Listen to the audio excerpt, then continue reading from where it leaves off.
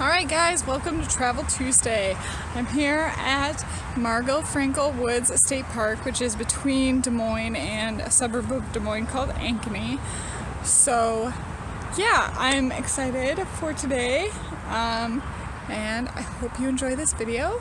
If you do, please hit like, please subscribe, and I'm happy you're here. Thanks!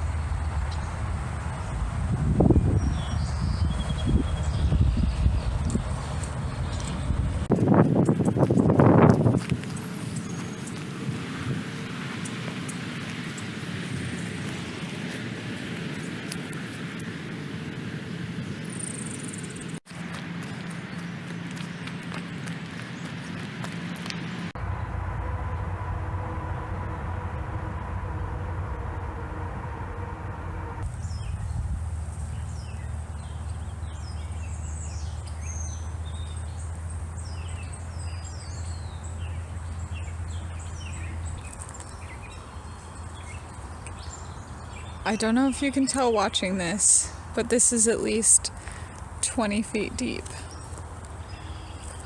Erosion, dude. It jacks you up. You can see how the plants have used their roots as a support mechanism right here. And it's just starting to be recolonized where it's been eroded away like that.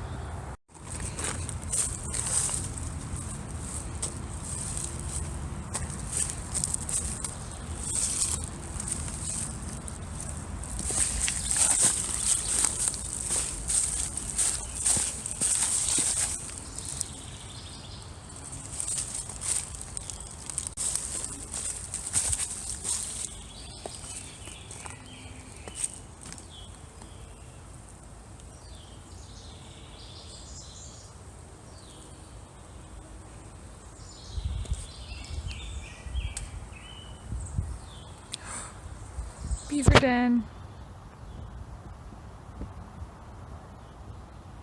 All the logs have been pulled right into that spot. Here's another like natural waterfall thing happening. You can hear something pretty big over there. Either that or like a wounded bird or something. But they keep hitting the foliage on the ground. It's kind of loud. I love the ways that the trees are so young, but they're so skinny, and then they reach up to the sky, and it's just like they're so clearly so young, but the competition was so fierce that they had to just grow and grow and grow and grow.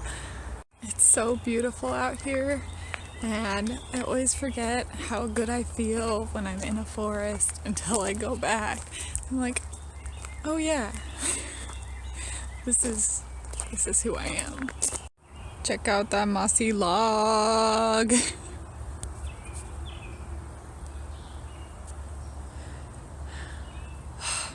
Okay, so fun fact, most plants and animals cannot, or bacteria, that's the word I'm looking for, cannot decompose wood because it's so like strong. But certain fungi can, which I will put the word for that fungi right here. I can't remember it right now, but I'll put it there. But yeah, it's very interesting, and that fungi is in the stomachs of termites. I learned that in my biology class this year.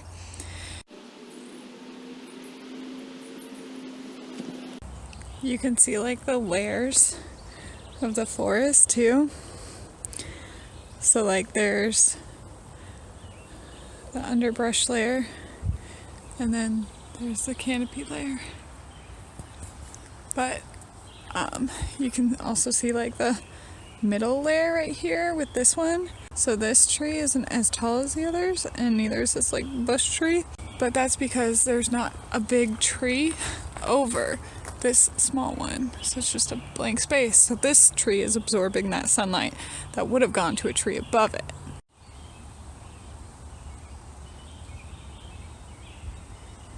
So fish are gonna gather in the summertime in these shallower, stiller areas and not in these like rapider areas. Obviously they're not rapids, but that's where the fish are gonna gather, is in the more pond type areas rather than in the less pond type areas.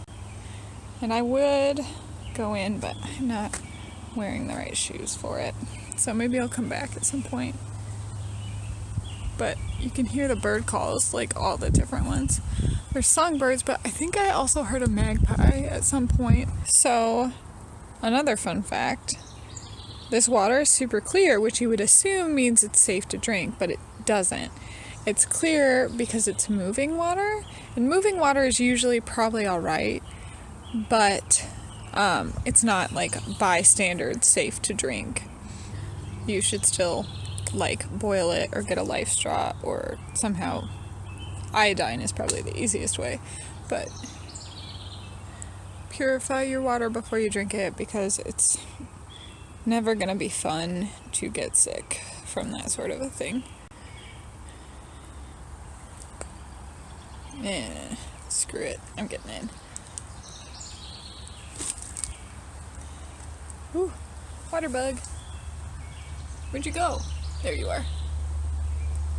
Can you see him?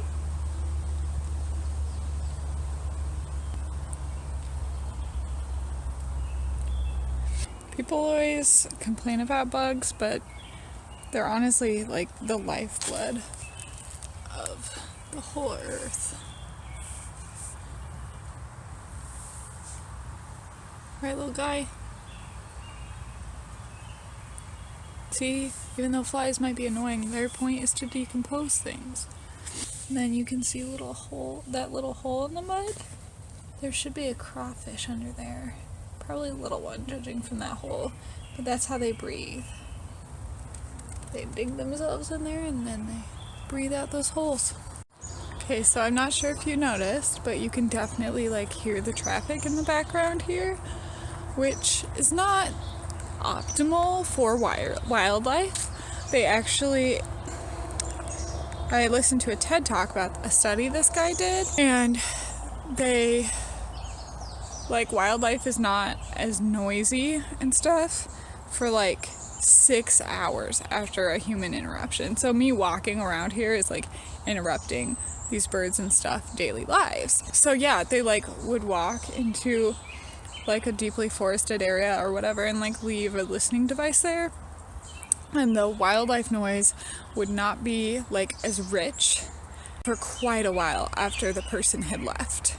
So, you know, that's an interesting thing to think about, because like this traffic noise is probably interrupting these animals' daily lives so much. And like the fact that the state park isn't necessarily huge, like Yosemite is obviously huge, but like some wildlife has like a range that's a lot bigger than some parks are. So this park is great, but it might not necessarily accommodate the wildlife with a wider range.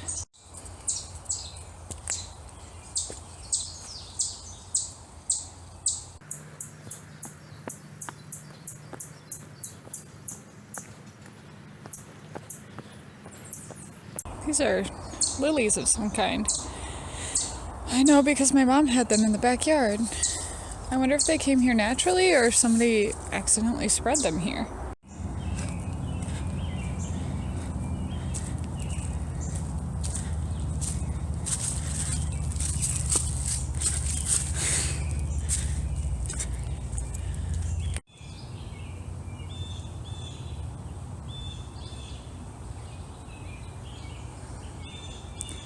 If it seems like this foliage is thick, that's because it is. I have like 6 inches of actually clear space.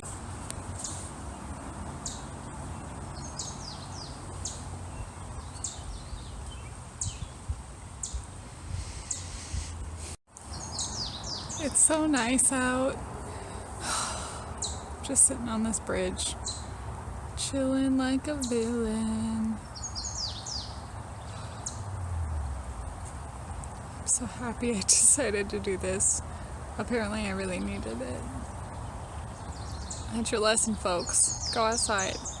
It's good for you.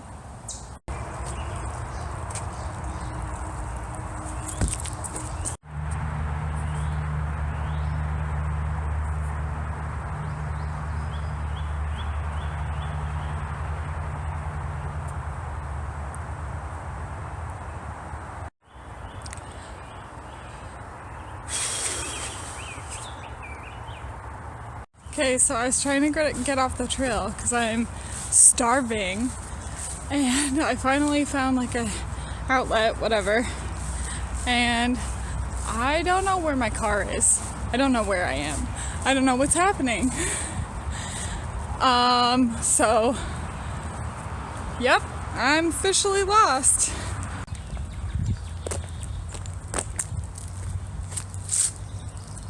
Well, that's a sign that is not very helpful. I don't know if this is even the same road I was on. It definitely isn't. Oh my gosh. I'm sure I will laugh about this later on. Right now, I'm just hungry. Alright, over the river and through the woods to grandmother's house we go. I also feel like every time I go outside, I'm just like, we're going on a bear hunt. We're gonna catch a big one. Alright friends, obviously there's a lot of mud right here, so I wanted to show you some cool tracks. There's a deer. There's some smaller like cat-ish animals. This is probably like a dog. And obviously there's people tracks. But I think it's always cool to see deer tracks because it's clear evidence that they're there, you know? Yeah.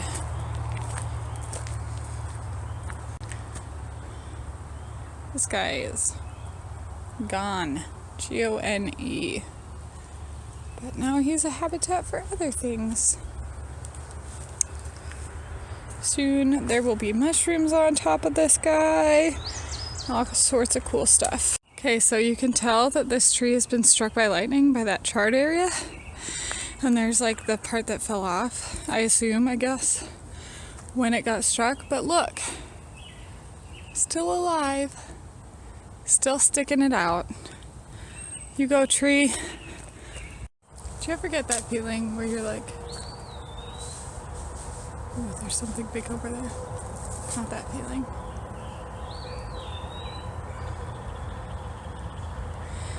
Anyways, do you ever get that feeling where you're like, yeah, I'm definitely not the same person I was half an hour ago, or yesterday, or last year? I know I do. And the thing that does that most consistently to me is being outside. I think it makes me better. And I'm not saying that for every human it's being outside. I'm just saying that's for me. But whatever makes you feel like a better person, do that thing.